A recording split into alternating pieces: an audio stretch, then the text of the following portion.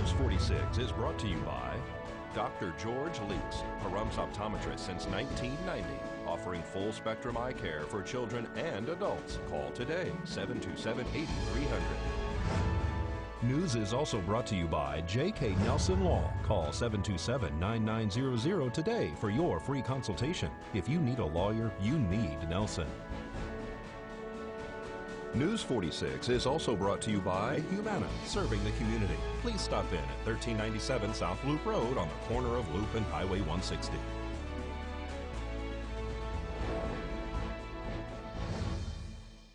Tonight on News 46, 2 men plead guilty to destruction, and a fundraiser is held for 2 fire victims. News 46 starts now. You're watching KPVM News 46 with Deanna O'Donnell.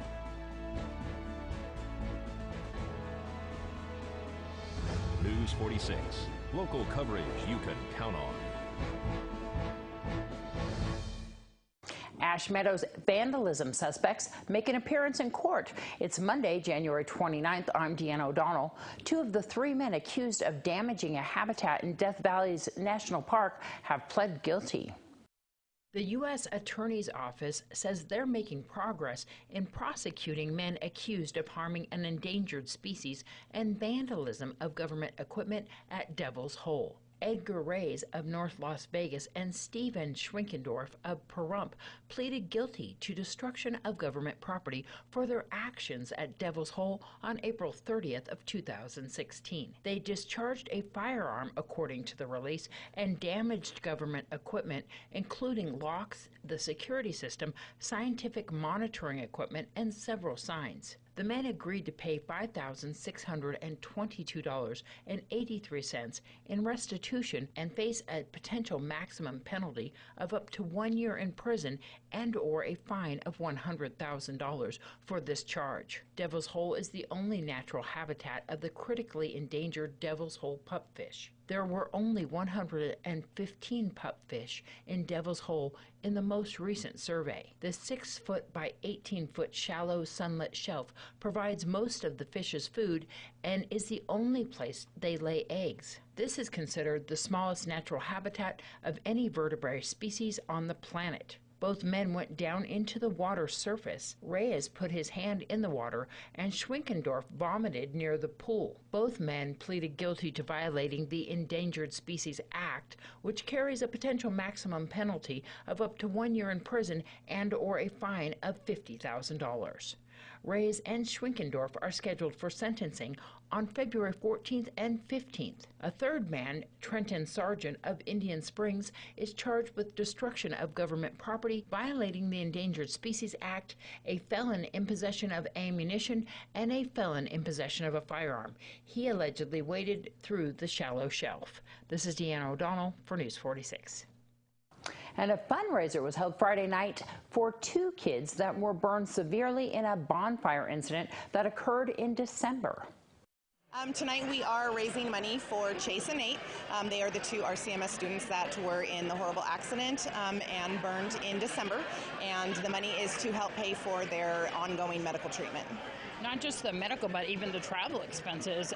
This is a big burden on the family. How are the kids doing? Kids are doing really good.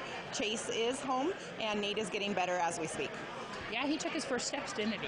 That's what I'm understanding. Chase attended tonight, right? Yes, he is here. Is Hunter? Yes, he is. Cool. So are the kids in good spirits? Yes, they're happy to be with their friends. They're running around just like kids, like nothing ever happened. So the Night Communities Coalition is just packed tonight. It is, and I'm so thankful for the coalition to offer to hold this venue for the families.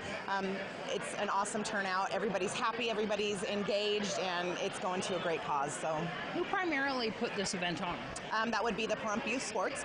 They actually approached me at the middle school because obviously the kids are my students, and from there it just kind of grew to this. It's an amazing community we live in. Okay, everybody, I just can't tell everybody thank you enough, okay? And God bless everybody for doing this, because it's an amazing, and it's amazing. It's just really amazing that this community's come together for these kids like it has. Everything that they purchase here will go to both the families. It'll be split evenly, $10 per person, and then 5 and under is free, but it all goes towards Chase and Nate. Who donated the food? Nobody, but we did have companies all over Pahrump that did donate checks so that way we can purchase the food. You also have an auction Yes, we are. on Chase? Yes. How can people donate that didn't make it here tonight?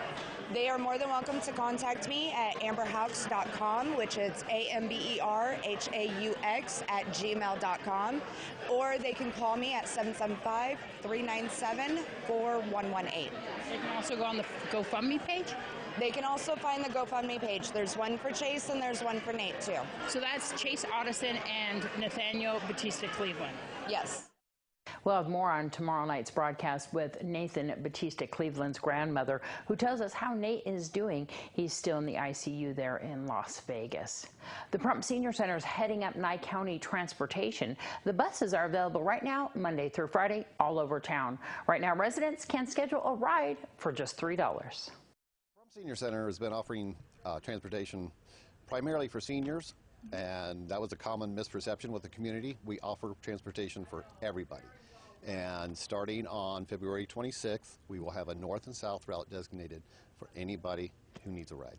All right, so February 26th. And right now, you can still schedule for buses, or is it just for seniors? But kind of at a limited rate right now. We still have to hire another driver. We still have to get graphics on the bus, things of that nature.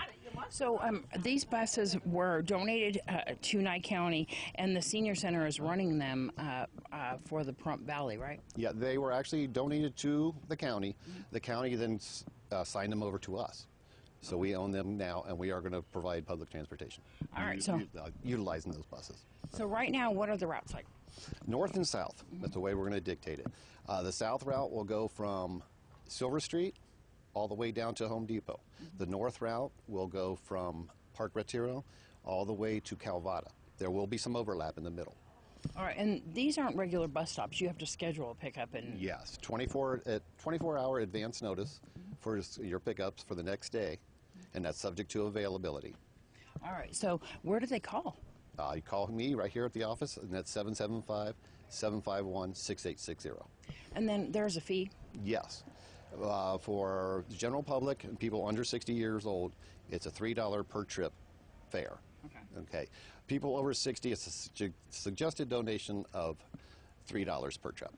All right. Okay. And so eventually you're going to be adding Saturday and Sunday, but right now it's Monday through Friday? Yeah, right now to get it rolling, we're just going to keep it simple, Monday through Friday, 7 to 4 p.m. Within the next month or so, I hope to be starting a Saturday-Sunday route, which will be from 9 a.m. to 3 p.m. And we're going to go from there. All right. There's 4 buses total? We have 2 buses are going to be designated for that. We may end up with a 3rd bus doing a crosstown route. All right. And so they can find out more by giving you a call here at the Pahrump Senior Center. And then also, if you're interested in bus driving position? Yes. Contact me again at 775-751-6860. Thanks so much. We're going to talk about the cold and flu season with Dr. Andraki right after this break.